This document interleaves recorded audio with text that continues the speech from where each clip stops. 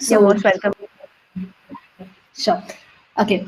So, today I'm going to be talking about a topic that is really, really close to my heart, and that is gender equality in tech. And today, specifically, we will talk about how you can make a difference. And I really hope at the end of the session, I've inspired each one of you to get on to this mission of creating a fairer tech industry for women. So, let's get started.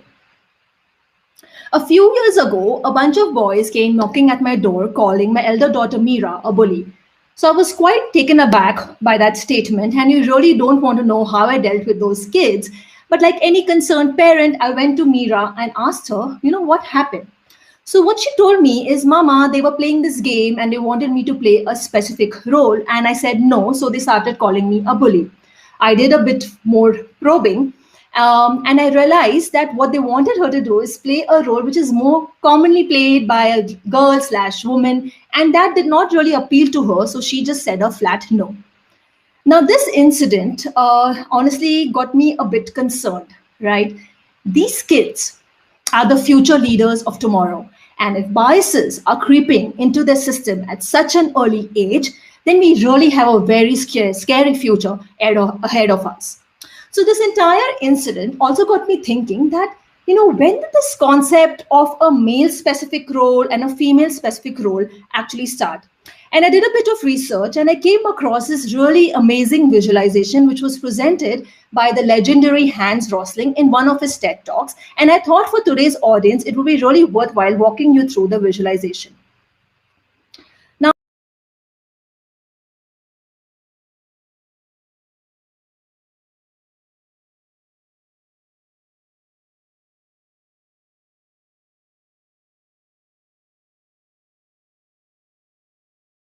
let's get started. Now, each bubble is basically an occupation, and the size of the bubble is the share of the employment. So, for example, you can see secretary is an occupation, cook is an occupation, and on the other side, you can see accountant is an occupation. On the x-axis, what we have is the women's share of employment, which is nothing but the percent of labor force that is female. So if you look at it, take an example. If you look at the secretary, right? So you can easily say that more than 90% of the folks who are secretaries are actually female. So it's very female dominated. So on the other hand side, you can see the roles which are more male dominated. So this is the x-axis, right? On the y-axis, what you have is the wage gap. So the way to read it is as if you're higher on the y-axis, you have a better parity in wages, which means for that particular occupation, a man and a woman, there's higher probability that they're going to be paid equally. Now, imagine a world where there is gender parity at workplace. So what would this picture look like? In a world of equality at workplace in terms of gender, you would see all these bubbles are aligned towards this 50% of the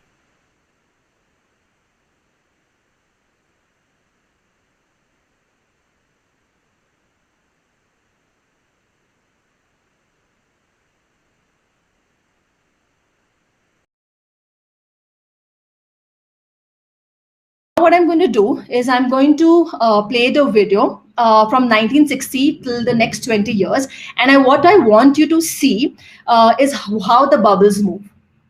Playing the video.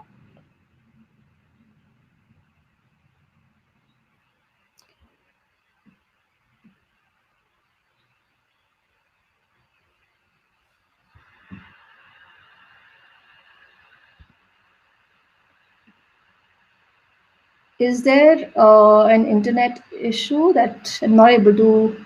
Can you folks see my screen yet? Ma'am, yes, I think there's an internet issue. At Um, your end. Yeah. please share your screen again. I think there's some issue. Okay. Let me share.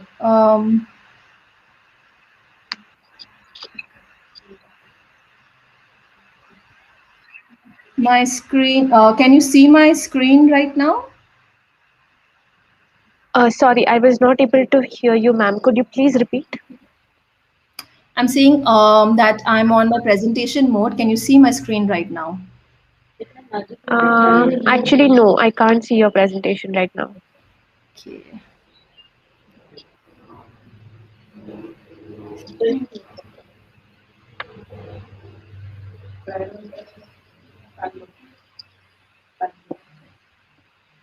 Seems to be. It seems that the air meet thing is like hung. It's not letting me even like press the buttons right now. So it's asking me to exit. Okay, so ma'am, I think you should exit and come back again. All be right here. Sure, sounds good. Okay.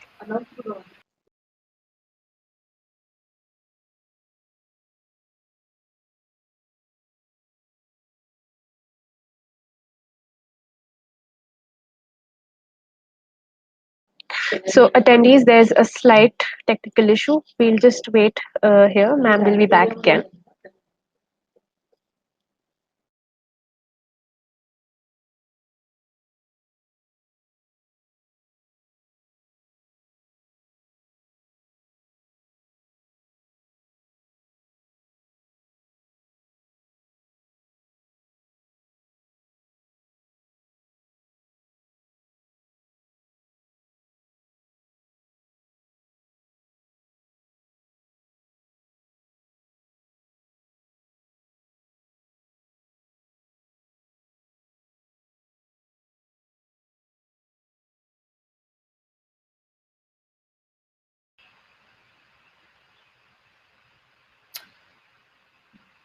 Okay, I am back now. Yes. I'm going to Yeah. share my screen. Yeah. Yeah. And yeah, and I'm going to go in present mode. Okay. Yes. Your screen is visible. Yes. Okay. Awesome. Okay, so sorry for that break. Okay, let me explain. So we stopped at explaining what this chart actually looks like, right? So now what I'm going to do is going to play this video for the next 20 years from 1916 to 1978, and what I want you to try to observe is how the bubbles move across the x-axis specifically.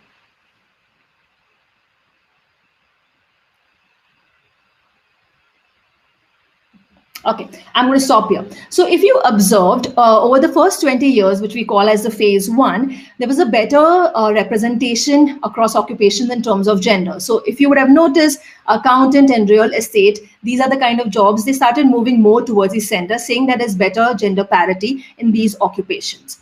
Okay, so for the first phase from 1960 to 1978, we saw a great improvement in terms of gender representation at workplace. Now what I'm going to do is play the video till 2000, and what I want you to notice is how the bubbles move again, specifically across the y-axis.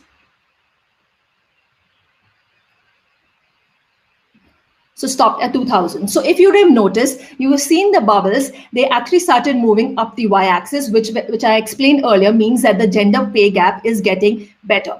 So this is the phase two where we saw an improvement in the gender pay gap. So we have two phases. Phase one, where there was an improvement in gender representation across occupations, which was going at a really great pace.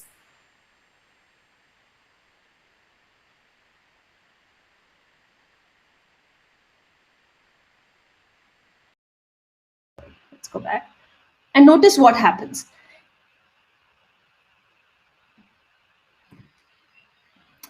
If you actually notice, there has been a slowdown. So what understand why I'm saying a slowdown. So in the start, we started with a very great pace. We saw an improvement in gender representation. The bubbles are moving towards the center. Now we enter phase two. There's better wage gap. The bubbles have started to move up. So there's more equality.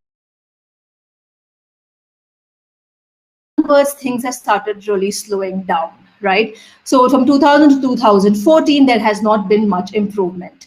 So now this brings me to my next point that the World Economic Forum released a global gender gap report in 2020 stating that at the pace at which we are moving, we're going to take about 100 years to achieve gender parity at workplace. And what does this mean? This means that none of us in our lifetime is actually going to witness gender equality at workplace.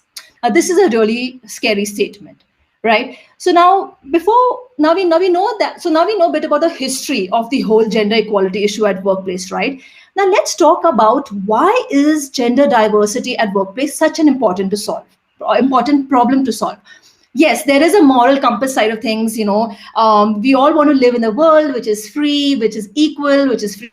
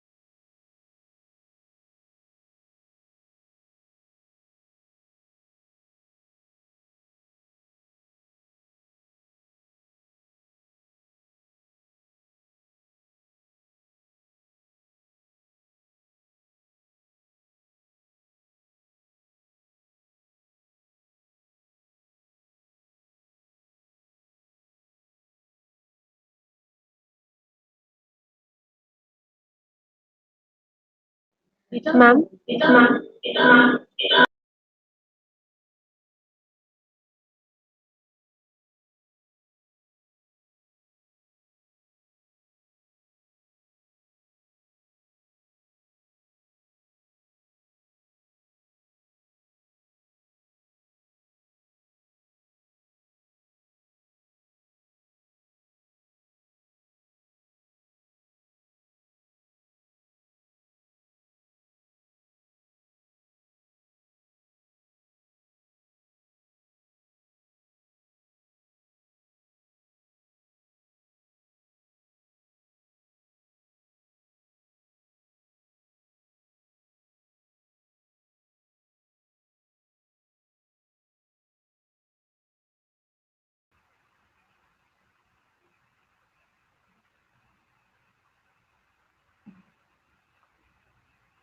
Yeah, I think I Yeah, got yeah. Yeah, you're back disconnected. again. Okay, I'm sorry about that. By the way, can you tell me where you lost me last so that I can continue from there? Okay, the last thing that at least I remember You're is on that mute. no, I'm Oh, not. I can't hear you.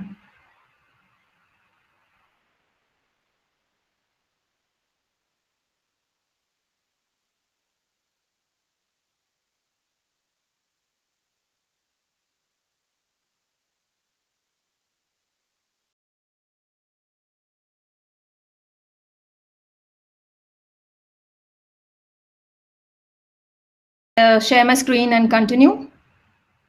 Yes, ma'am. I think you can continue. We were able to hear you after, like a minute after the video.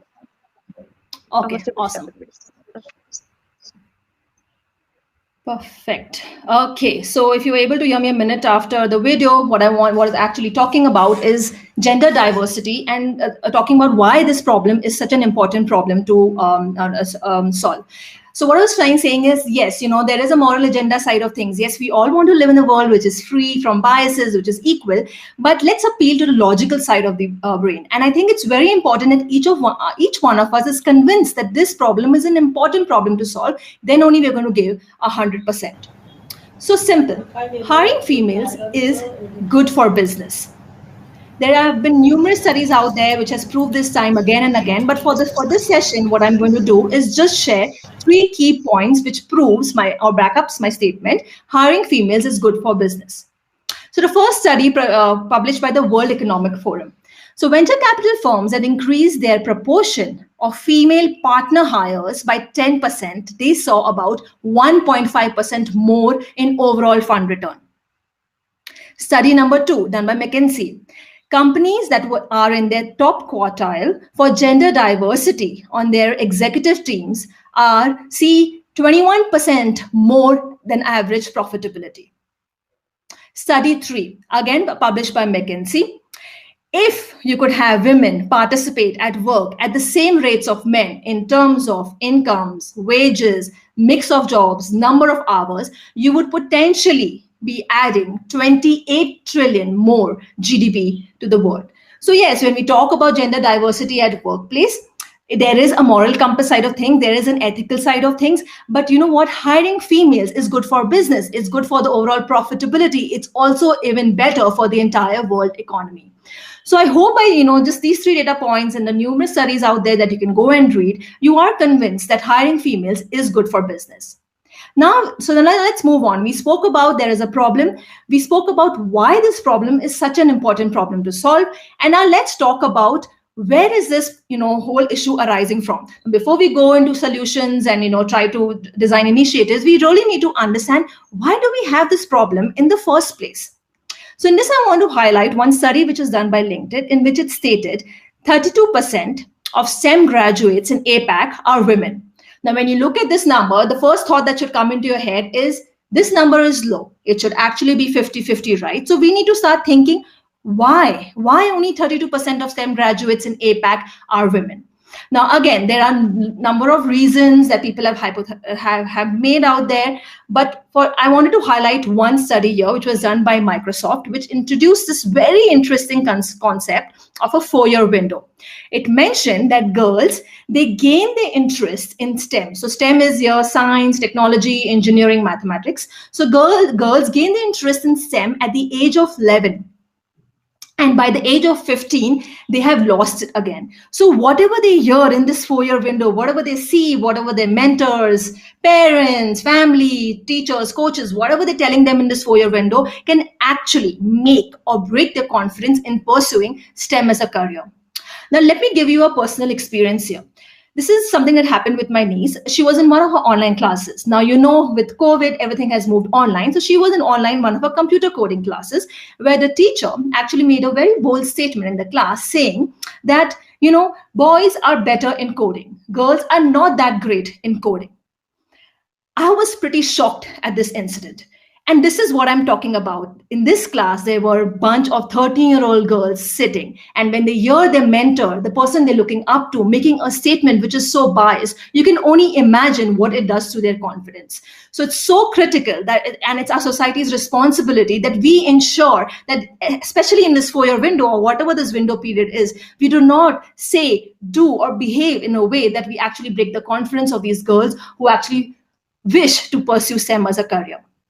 Now, moving back to the study, in the same study, 60% of the girls admitted that if they knew men and women are equally employed in STEM positions and equally successful in STEM positions, then they would be more ambitious about taking STEM as a career. So in the bottom line, what we're trying to say is, there are not enough role models, female role models in some careers, in STEM careers, for these children to look up to. And that's one of the primary barrier in terms of why they do not even want to take up STEM as a career.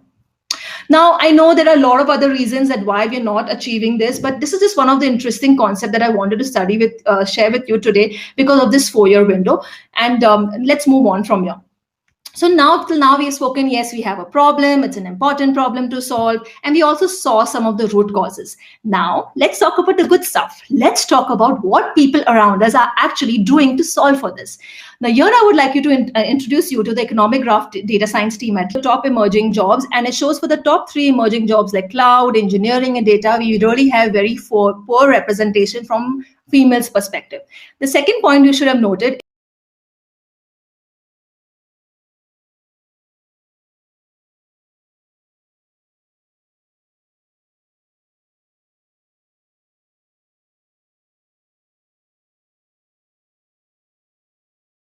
jobs of tomorrow. They are going to continue to grow. 2, you have really poor representation from a female's perspective in these jobs. And as these jobs continue to grow, your gender gap is going to further widen. So we cannot wait till the next 20 years for this, and then start solving for the problem. We need to be more proactive today and start, addressing these gender gap issues right now. So what we did is we went one step further and told them from where they can get this pipeline. So what we looked into the top jobs which basically require these baseline disruptive tech skills like AI, machine learning, and NLP. And we looked at the gender representation in these jobs. So this is the graph which you see on the right-hand side, the graph number 2. And if you notice, like jobs like genetic engineering, data science, nanotechnology, they have a good female representation, right? So the idea here is that take these women in these jobs, upskill them from the baseline disruptive tech skills, and start moving them into the emerging jobs of tomorrow, like cloud, engineering, data, so that we prevent the gender gap from widening. Now, this cannot solve for the problem alone, right? You can't just tap the existing talent and then move it into another existing pipeline. What we also need to do is start thinking from a more futuristic perspective. So the second recommendation to our government policy partner was, we need to fix these problems at the grassroots level. So these women, when they enter the academia, start training them, bare minimum.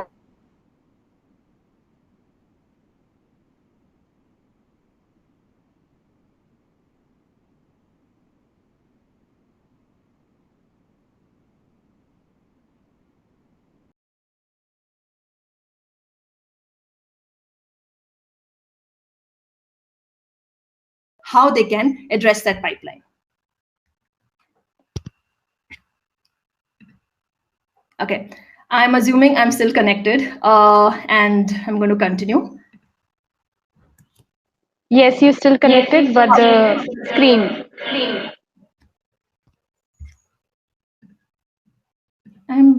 Okay, let me.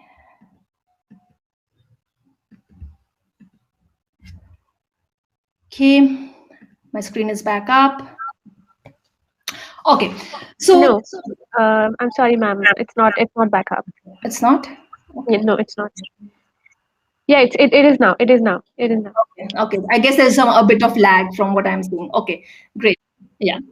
Okay, so this is one of the study that we highlighted in terms of what LinkedIn is doing to address this issue, right? Now, what I want to do is spend the remaining part of the session in talking about what more we can do to achieve gender equality at workplace. In particular, what individuals like you and me can actually do to get on to this mission of creating a fairer tech industry for women. The first point I want to make is we all need to strive for a fairer tech industry for women. It's not a one person's job, it's not a woman's job, it's not only a man's job. Government, academia, workplace, and communities, they all need to work together if we want to have a better success rate for this mission.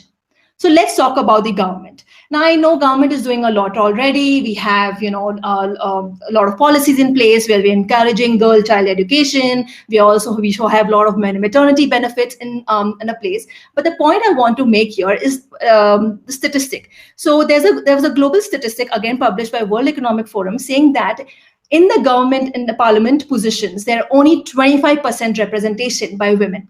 Now, what the point I'm trying to make is that while the government is trying to fix all their policies and encourage more women to take up STEM, they also need to address the gender gap issue that exists in their own systems, because it's only fair that when you have a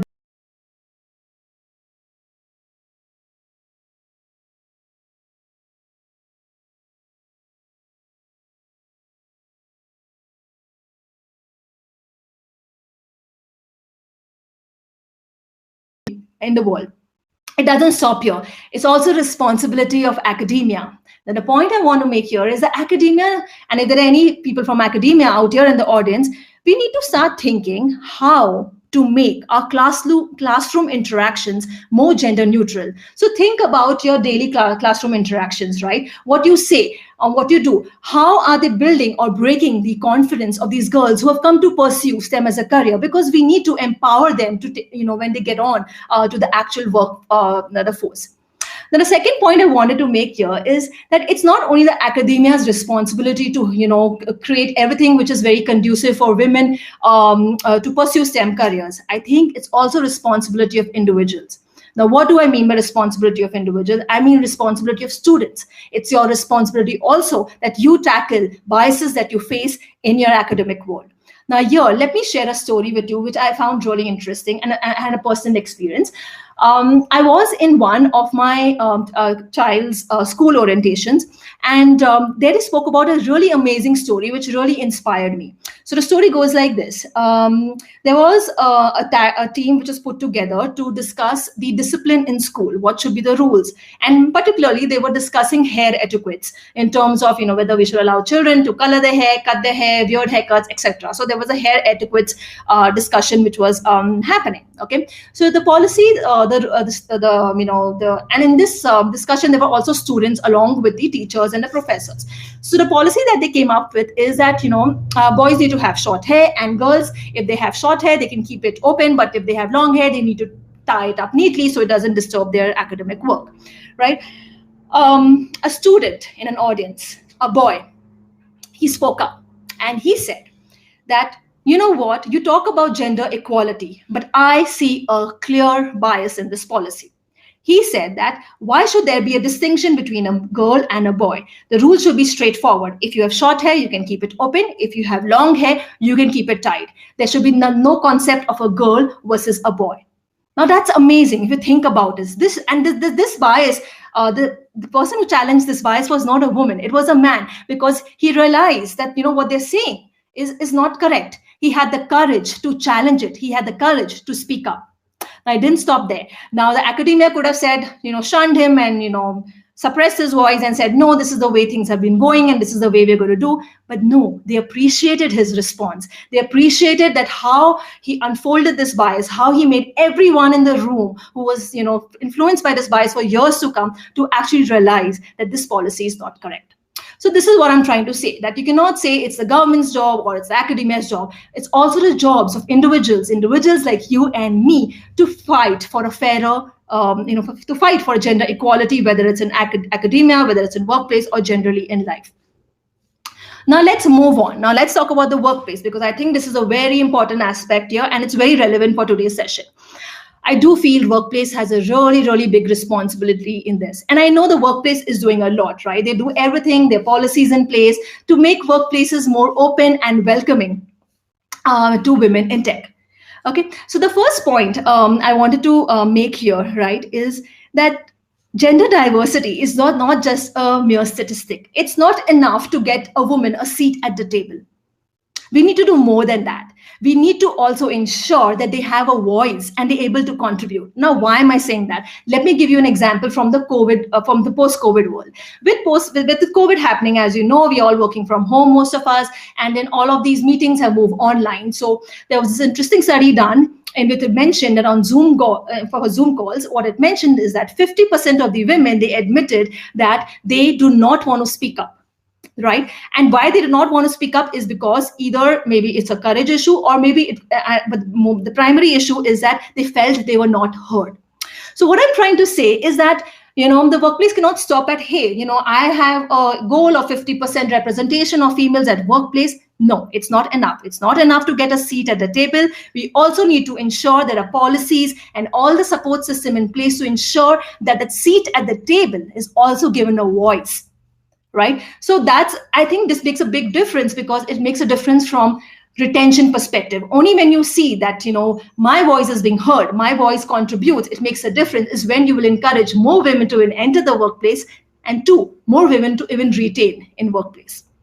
So that's one point I wanted to make, right? Now, so let's move on to community, right?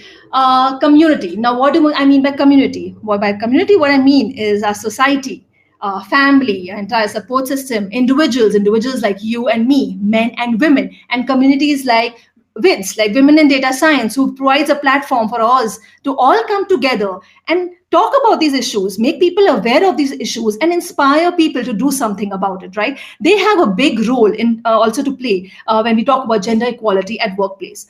But I mean, I know this is very broad, but I want to speak about only individuals. Individuals means men and women, right? Now, what do I mean by that? I feel that, striving for a fairer tech industry is not only a woman's job. I feel if men and women work together as a team, we have a higher success rate. Now, what do I mean work together as a team? What I actually mean is we all need to get on to this journey of starting to be aware of our unconscious hidden biases. We need to start being aware of them. We need to acknowledge them. We need to challenge them, and we need to go ahead and break them, right?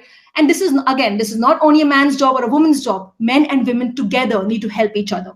Now, I know this sounds a bit vague. Let me give you 2 personal examples of how I was able to tackle it in my work life. So in my early careers, we were sitting in a room where we were discussing a team outing. As a team, we were discussing, hey, where should we do our offsite and what are the activities we should do? Now, one of my peers walks into the room, and what he says is that, the timing of the outing should be during the day, because Dipti will not be able to attend it because she has kids and family to take care of. Now, they were all, so I was sitting in this room filled with, there was someone, 10 men, and all of them looked at this person and they acknowledged, yeah, you know what, you're being so considerate. I think that's a fair point. But it was not fair. I mean, I did not like it. And not from the perspective that I was angry or resentful, but I thought that he had a major bias, right? And it was my responsibility for myself. It was my responsibility to help him be aware of his biases, make the other 10 men in the room aware of their biases, and also my responsibility towards the future women who are going to enter the workplace. So very politely, I went and told him that, you know what, I don't need a father figure. You cannot assume just because I have kids and family that I will not be able to make up to a commitment. The same assumption then should apply to a man too. So let not your biases make decisions for me. Let me make my own decisions for myself. Now, I know this was a tough conversation to have, right? I did not see very pleasant faces around me, but I thought it was my responsibility to speak up, challenge that bias, and break it then and there. So I did it. That's just one example of how at workplace it happened. The second example I want to give you, which is very interesting again, is I was working in an organization where they had this concept of a Women's Achiever Award. Now, that did not go well with me. So I went up to the concerned team and said that, why do you have to put a woman in front of the Achievers Award?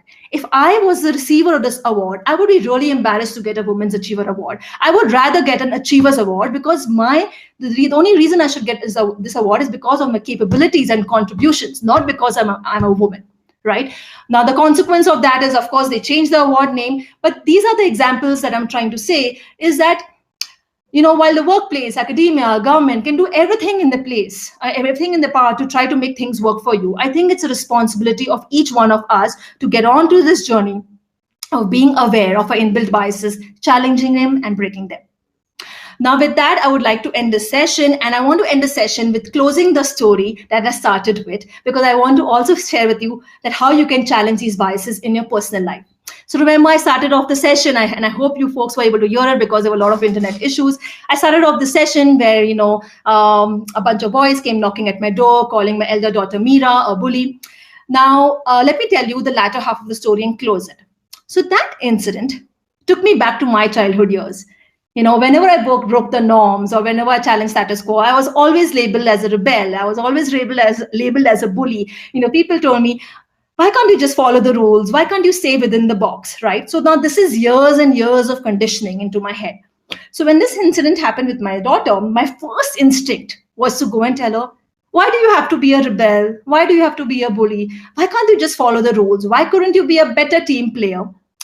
But no, I had to stop myself and the reason I was able to stop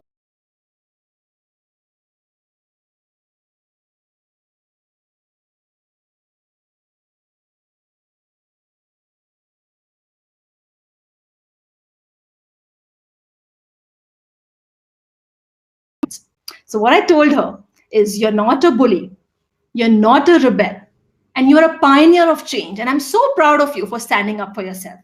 So with that thought, I would like to end this session. And the parting thoughts I want to give the audience today is, let's all get on to this journey of being aware of our unconscious biases. Let's acknowledge them, let's challenge them, let's break them, and let's all get on to this mission of creating a fairer tech industry for women. Thank you. That's all for today. Really?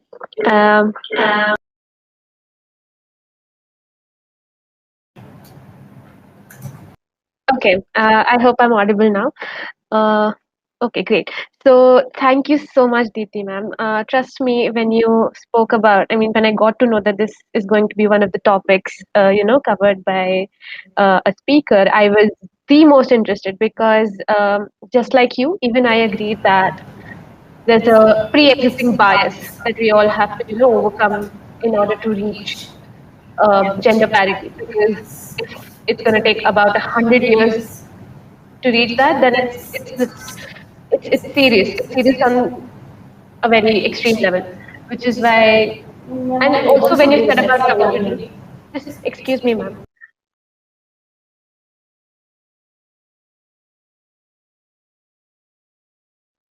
All right.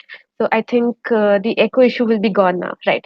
So when you talked about community and how important a role it plays, for people to get ahead, it's really important. Yes. So even students like me, we join communities like Society of Women Engineers, who give us a platform to raise these kind of issues, talk about it, discuss about it. And when my friends say, it's Society for Women Engineers, why do we join it?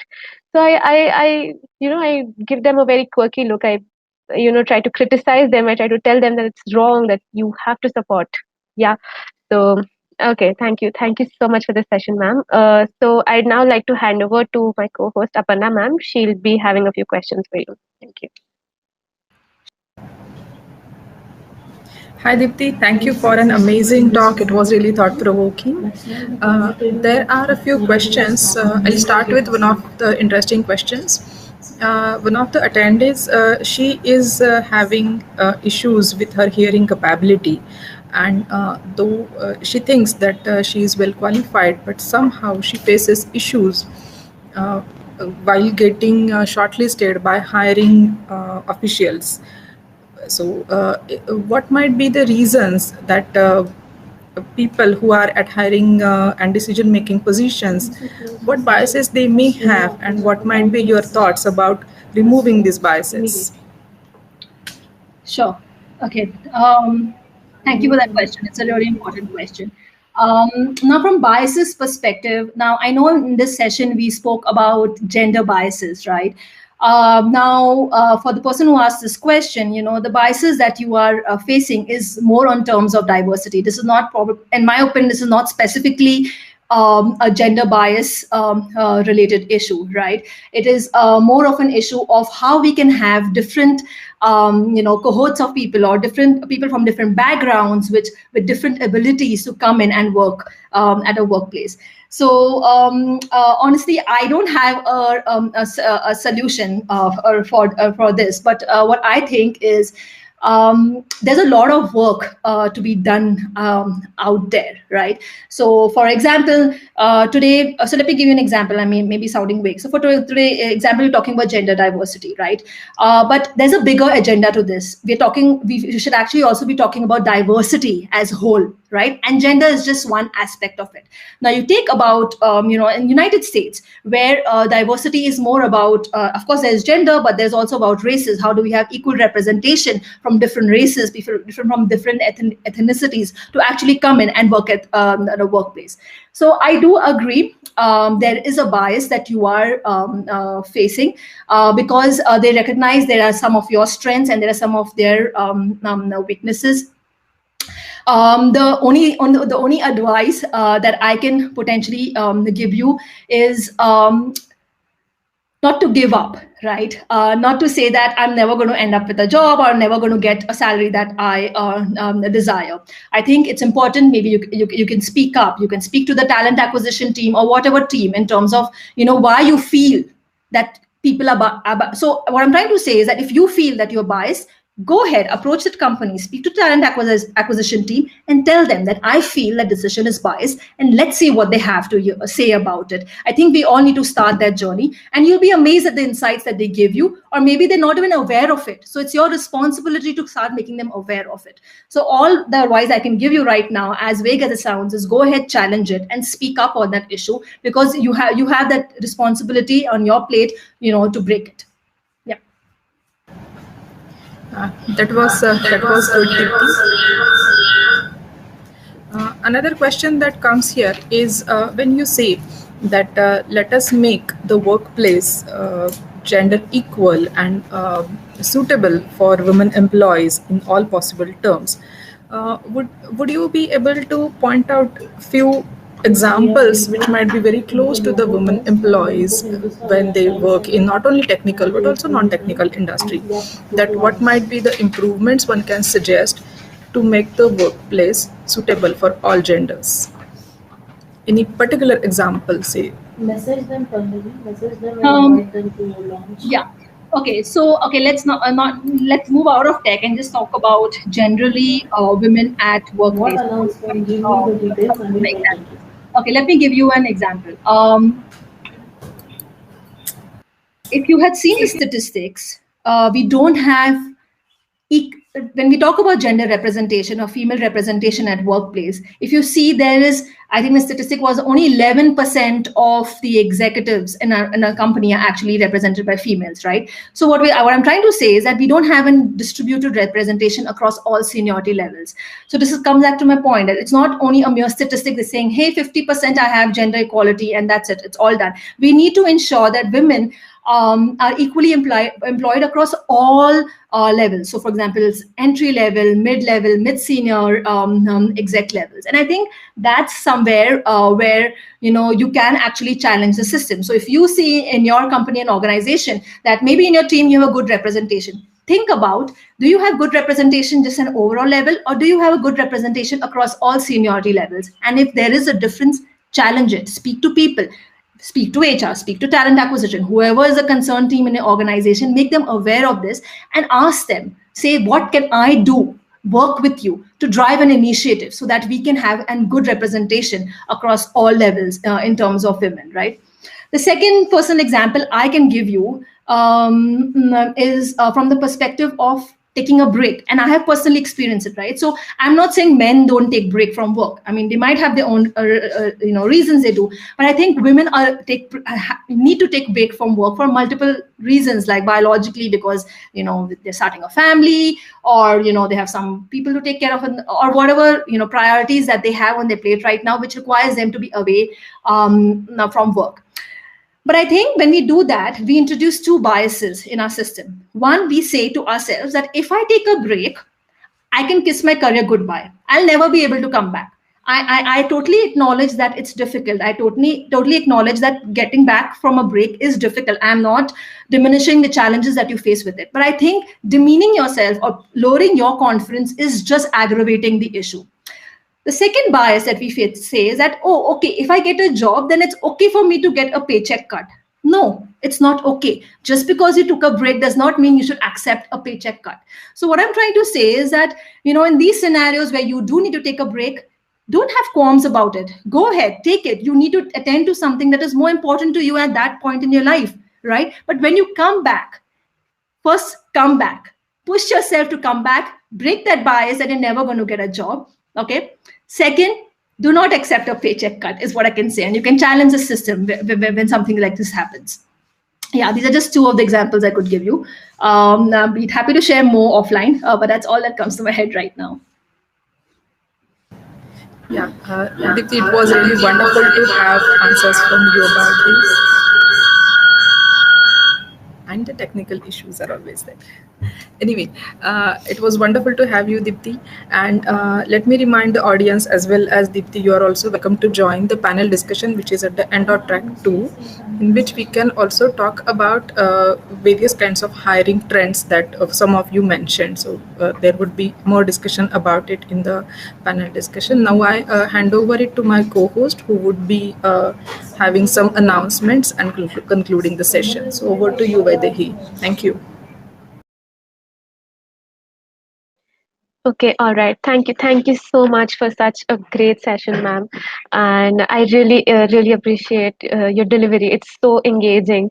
And, even though there were some network glitches, but we're still able to stay connected. So it's great. Thank you so much for your time. And I have a quick announcement for all the attendees. Kindly move to the lunch section where you can meet our speaker, Deepti Rai ma'am, and she'll be available on table number 3, and please connect with her, and if you have any other doubts, she might be able to clear them out there in the lounge itself. And apart from this, we have set up about 14 booths from different companies who are offering advices, career advices, and how they're hiring. So for all that and more, you can go to the lounge and arenas. Also, the track 1 is still live, the live session from Stanford, so you can join that as well. So thank you so much, everybody, and let's tune in at 3 p.m. for the next session. Bye-bye. Have a great day.